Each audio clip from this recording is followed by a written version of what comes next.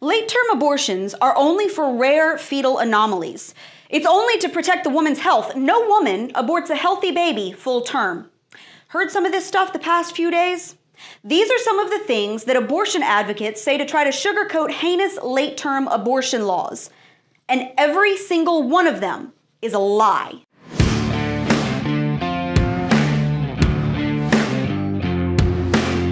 Hey everybody, I'm Brittany Hughes, and you're watching Reality Check on MRC TV.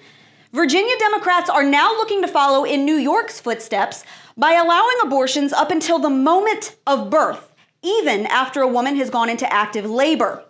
Where it's obvious that a woman is about to give birth. She has physical signs that she is about to give a birth. Would that still be a point at which she could request an abortion if she was so certified? She's dilating. Mr. Chairman, that would be a decision that the doctor, the physician, and the woman would make. I understand that. I'm asking point. if your bill allows that.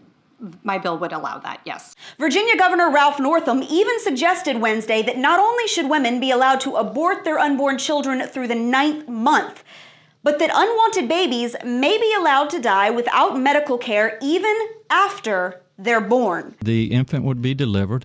The infant would be kept comfortable. The infant would be resuscitated if that's what the mother and the family desired. And then a discussion would ensue between the physicians and the mother. Now, abortion advocates are coming out of the woodwork, claiming that late-term abortion laws aren't nearly as bad as pro-lifers are making them out to be. Here are just a few common myths about third trimester abortions that are currently making the rounds on social media, and why every single one of them is total crap. Myth number 1, late-term abortions are only there to protect a woman's life or physical health. Fact. There is not a single medical condition in existence that requires a woman to abort her living unborn baby in the 3rd trimester to save her life or physical health. Basically, in the 3rd trimester of pregnancy, there is not a single condition that requires an abortion. There's not a single condition that requires that we kill the baby before delivery. There are several things in 3rd trimester pregnancy that require that we deliver the mother, and that is a fact, but there's not a single thing that actually requires us to kill the child. In the case of a medical emergency, the baby can be delivered via an emergency C-section, and the woman can then receive whatever medical treatment she needs. In these rare circumstances, the intentional death of a post-viable child is entirely unnecessary. But see, that's not what late-term abortion laws are designed to protect. The addition of the word health in these laws also extends subjectively to a woman's mental, emotional, or psychological health, as in whenever having the baby no longer jives with what she wants. In fact, the official summary of Democratic Delegate Kathy Tran's proposal in Virginia states that this bill, quote, eliminates the requirement that 2 other physicians certify that a 3rd trimester abortion is necessary to prevent the woman's death or impairment of her mental or physical health, as well as the need to find that any such impairment to the woman's health would be substantial and irredeemable. This is called abortion on demand, and it's right there in plain English. Myth number 2.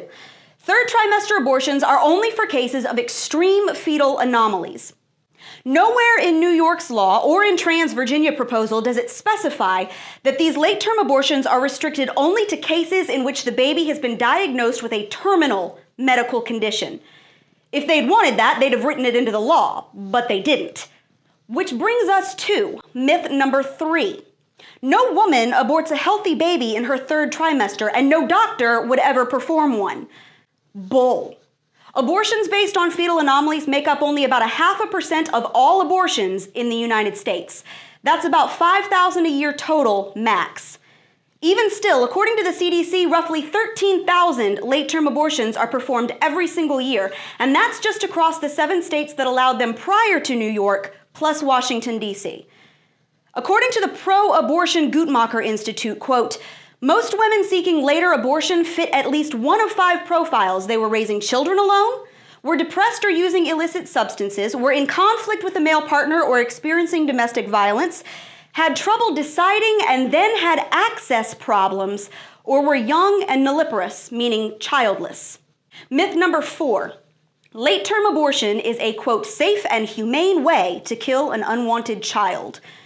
Believing this myth means that you have to deny what a late-term abortion actually is. Instead of poisoning the child in the womb and using forceps to pull it out in pieces, like in a common second trimester abortion, many late-term abortions require partially delivering the baby whole because it's simply too big to be taken out in parts. In these cases, the abortionist induces a breech delivery until the baby is partially out, then makes an incision in the back of the infant's neck and inserts a suction, which is then used to suck the brains out of the head until the skull collapses. Another method is to simply crush the skull with forceps.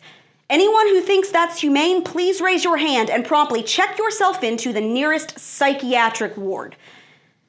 And finally, myth number 5. Americans support these laws. Well, no, actually, they don't. According to Gallup, fewer than 1 in 3 Americans says it should be legal under any circumstances to abort a baby in the second trimester, and only 13% say that it's okay in the later 3 months of pregnancy.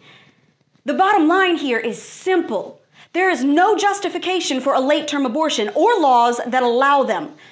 The abortion industry and the politicians who support it know this, so they depend on public ignorance to keep them in business. The best response to these lies is to tell the truth and to take a stand. Because if there is anything worth defending, it is the lives of our children. And that's Reality Check America. Make sure you subscribe to our YouTube page, like us on Facebook and Twitter, and stay informed.